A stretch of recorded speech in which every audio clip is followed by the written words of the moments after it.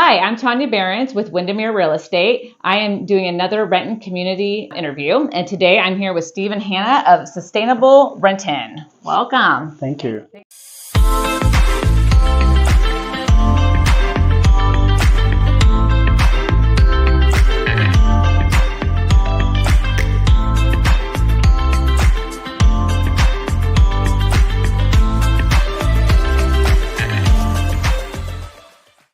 Well, again, thank you so much for sitting down with me. We were just talking a little bit off camera about how you are excited that people are kind of starting to finally recognize and hear about you guys. And so that's exciting news because you guys have been in business, what, 10, 12 years?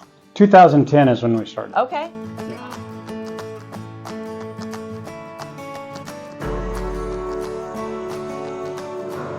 Well, a couple people, simply put, it was like-minded tendencies.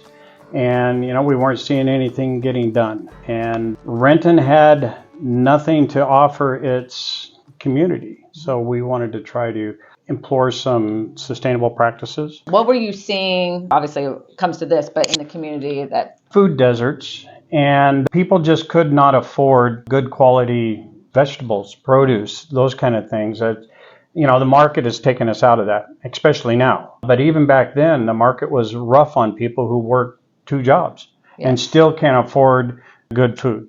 So we thought through education that we would start some programs to help educate people. We put on seminars. We operate meaningful movies, which actually I was just talking to my wife, who has been, me and my wife have been here since 2010. We were some of the founding members. That we are talking about bringing meaningful movies back as an educational portion of what can be available. But that's what we've seen. We heard from a lot of people who were just not able to get the good food that they needed, and they had jobs. Yes. So well, and it all comes down to kind of those qualifying questions. And as Steve said, in 2019, the free grocery store really exploded because in early 2020 we had start of COVID. We had grocers and food providers, restaurants with a lot of excess food that they were going to throw away. So Scott, our lead gleaner, was running around harvesting thousands of pounds of food, and we set up our first parking lot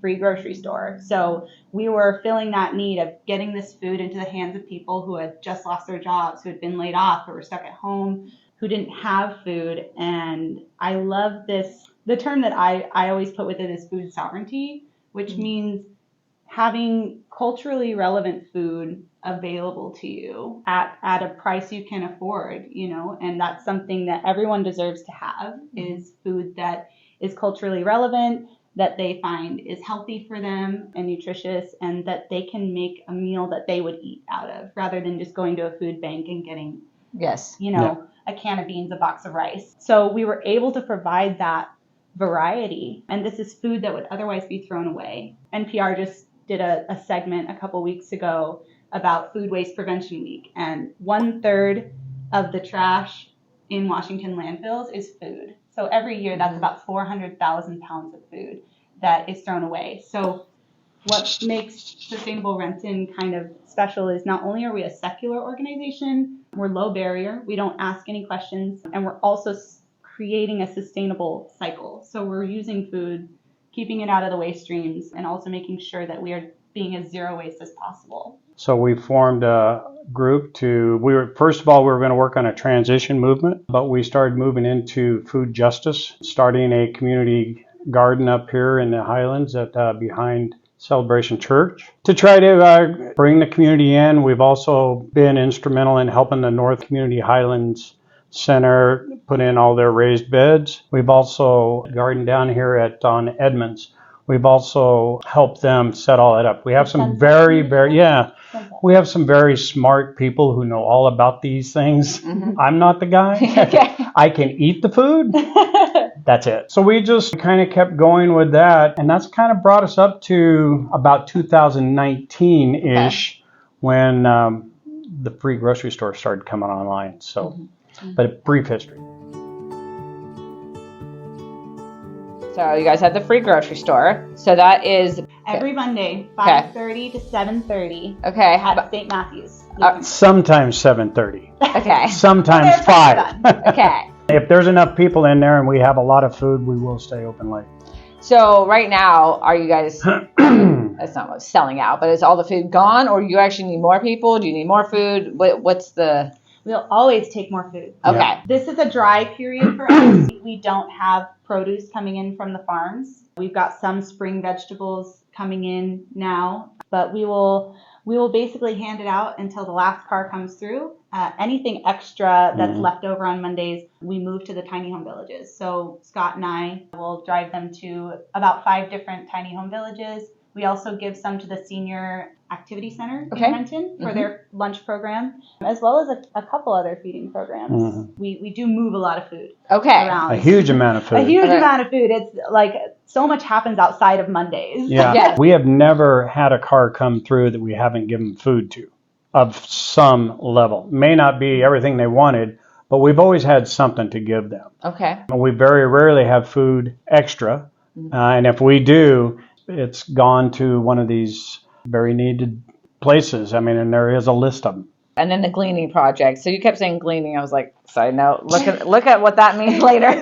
Yes. Gleaning basically just means we're going to get the food wherever it's at. Okay. You know, if that means we're picking up from a grocery store or a food bank that has extra, or we've just started putting out some food donation bins around local businesses. So it just means going and getting the food so that we can get it into the right hands. Okay.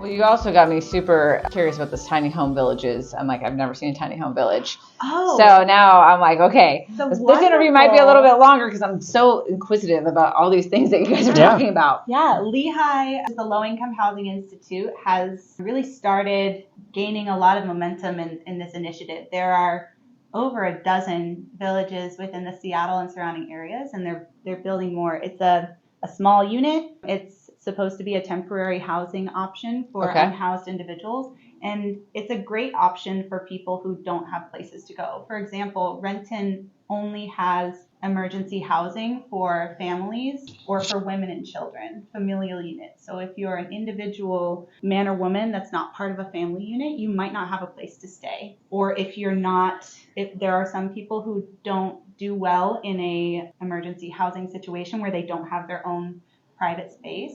This provides them a place to go, and they have social workers that will help work with people to get them housing subsidies and the help that they need. They have communal wash spaces, laundry, and kitchens. Okay. Yeah, and I just think refrigerators. So it's a great option. Are they like apartments that are done like this, or are they? It looks like a garden shed. You know, Okay. It's a small unit up on cinder blocks. It's small enough to where you don't need permitting, and financially, it's a great option. Like, it costs about, I think, $8,000 to $10,000 a year per person in these villages, whereas an unhoused individual will cost the state about 30 to 40 grand. Wow. In, emergency room visits and emergency resources. So wow. I encourage you to go to Lehigh's website. Yeah, I definitely will. You have the Community Garden Network. Well, you kind of talked about that earlier, right? So, but elaborate a little bit more. Okay. Celebration Church, if I didn't mention that earlier, was gracious enough to give us a section of their back lot that is actually deemed wetlands, cannot be developed. So it was just sitting there as a vacant lot. And so we went up there and we tilled the ground. It used to be an old horse manure dumping ground, which for us was brilliant because the soil was just rich. And so we went up there and we plotted it out, and we have 42 10 by 20 plots now. And we are doing an addition of another 40 foot by 160 foot. And we're going to add a food forest to it also. What we do there is we offer plots to the community that can just come up, that live in apartments or something. They can't have a garden. They can come up and buy a plot. And we also grow food for our free grocery store. And one of the things that we used to do, kind of going back in the 2015s and 14s and stuff, back then we used to grow food and take it to the senior centers, and we had a pay what you can program. So if you had $1, take what you want. If you had $5, take what you want. Didn't matter. If you don't have any money, take what you want. So we tried to set up at the senior center, or the local senior centers around here, to try to offer that up. So we had people who were growing food for that operation, and now we have people who are growing food for the free grocery store. We're putting in a food forest to open it up to the public, where if you want some fruit, once they get to that point, come on up and pick it and have a good time. Awesome. Right? It's a beautiful place. Yeah, well, I can't wait to check it out. It's been a great partnership. It has been. They're wonderful up there.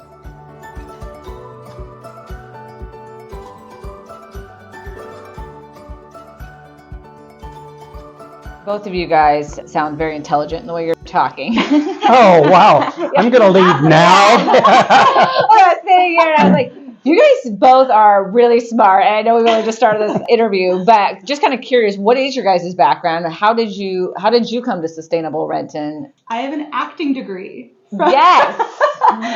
So I went to school for acting and did So not you're faking do that. the smartness. No. Just kidding. I mean, maybe. I did not do that, but I used to be terrified of speaking in front of people. Okay. But I definitely learned a lot about like human nature through that. But I joined in 2019 just because I was walking downtown and I saw them and I just started volunteering. But then January 2020, there was the South Sound Equity Summit. And I was doing a presentation about tiny home villages, about getting more tiny home villages in the South Sound area. And Scott, our lead gleaner, was doing a presentation on Sustainable Renton. I was like, oh, I want to come. Yeah, like I've seen you. I want to come volunteer more. And like that was, right at the start of COVID. So I just started volunteering early 2020, late 2019, and just kind of got stuck. It's taken that long to get her to agree to be the vice president. But so. I've just been around the tiny home villages in my free time. And then I also am doing the soil and water stewardship program with the Tilth Alliance. So I'm learning about food sovereignty, and like the Tilth Alliance does a lot of work with growing culturally relevant foods for their communities and providing education. So it's very closely aligned with what we do here.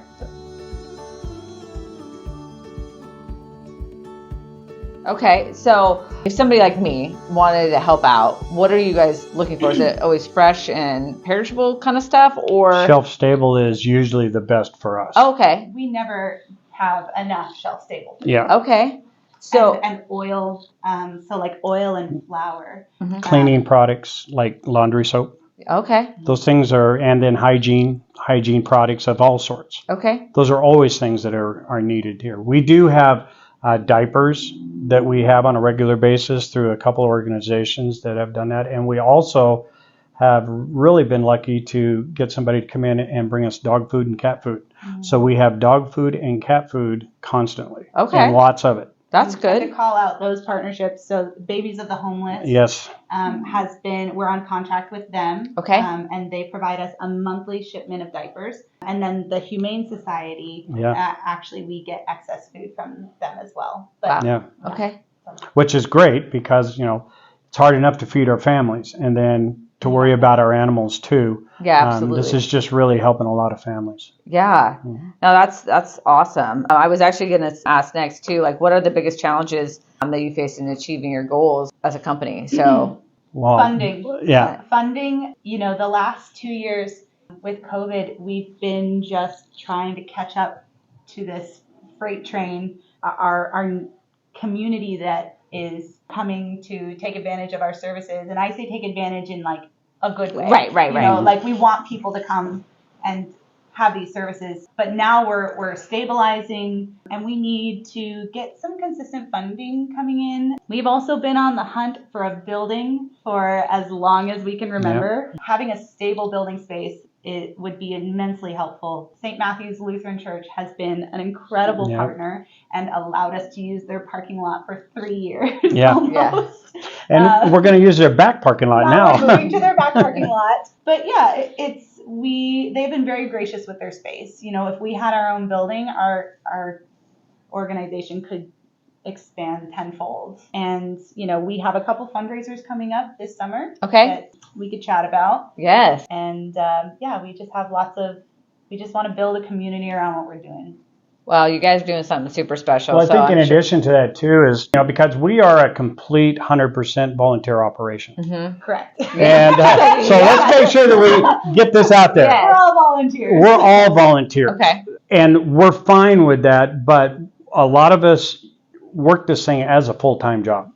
And it does create stress and strains on people. So we're trying to, one, maybe find a good grant writer that would be able to help us write some grants, so we might be able to start grabbing some money to be able to give our people. Yes. Administrative. That would be very helpful to us. And I think the more we have of that, the less the stress goes down, the more the production can happen. Anytime you have these operations like this that are so fast-paced, and we have been on a fast pace since July 6th of 2020 when we moved to the St. Matthew's Lutheran Church there. This thing has just went up, like every year it's just went up in degrees.